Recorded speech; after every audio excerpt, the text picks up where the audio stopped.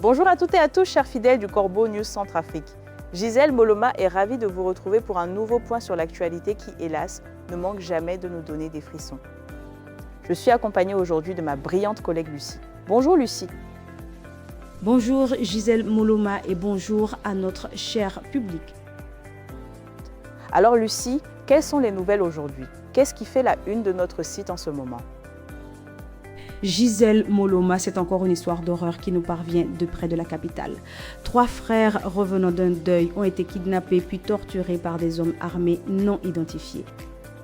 Un récit qui parle de l'insécurité galopante qui règne sous l'œil supposément vigilant de l'empereur Faustin. C'est absolument sidérant.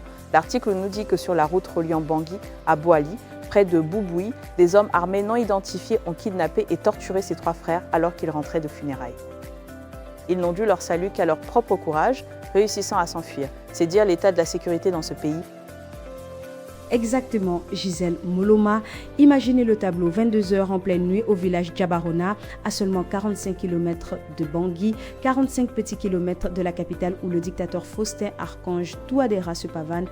Et l'on se fait enlever et tabasser. Cela dépeint un tableau plutôt sombre de la capacité de l'État à protéger ses citoyens, n'est-ce pas?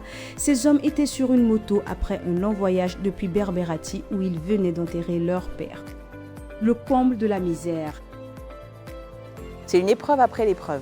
Non seulement ils portaient le poids du deuil de leur père défunt, mais en plus ils ont croisé la route de ces assaillants. Une vulnérabilité totale exploitée sans vergogne.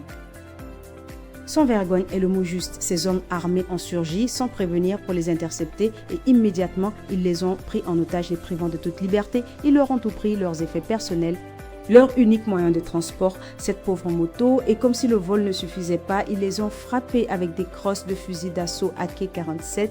Ce n'est plus du banditisme, Gisèle Moloma, c'est de la pure barbarie, de la torture gratuite.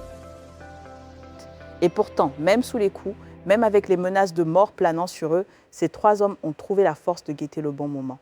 Ils ont profité de l'obscurité pour s'évanouir dans la brousse environnante. Une évasion à la force du désespoir, n'est-ce pas? Absolument. Ils ont passé des heures cachés, terrifiés, attendant que les assaillants abandonnent les recherches. Ce n'est qu'aux alentours de 3 heures du matin qu'ils ont osé sortir de leur cachette pour marcher vers la brigade de gendarmerie de Bouboui. Le simple fait qu'ils aient dû s'échapper par leurs propres moyens dit tout de la défaillance des structures censées les protéger. Les gendarmes les ont finalement pris en charge et transférés vers un centre médical.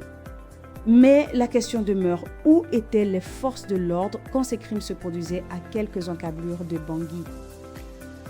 Une question pertinente, Lucie, et qui reste sans réponse. Ces 3 frères reçoivent actuellement des soins intensifs, pendant que des enquêteurs, on nous dit, collectent des premiers indices, mais le mal est déjà fait. Le deuil s'est transformé en cauchemar, la tristesse en douleur physique et en traumatisme. Cet article nous est parvenu grâce à Anselme Mbata. Et si vous aussi, chers auditeurs, vous avez des informations à partager, n'hésitez pas à contacter Corbeau News Centrafrique au plus 236 76 44 65. Nous vous remercions de votre fidélité et vous disons à très bientôt.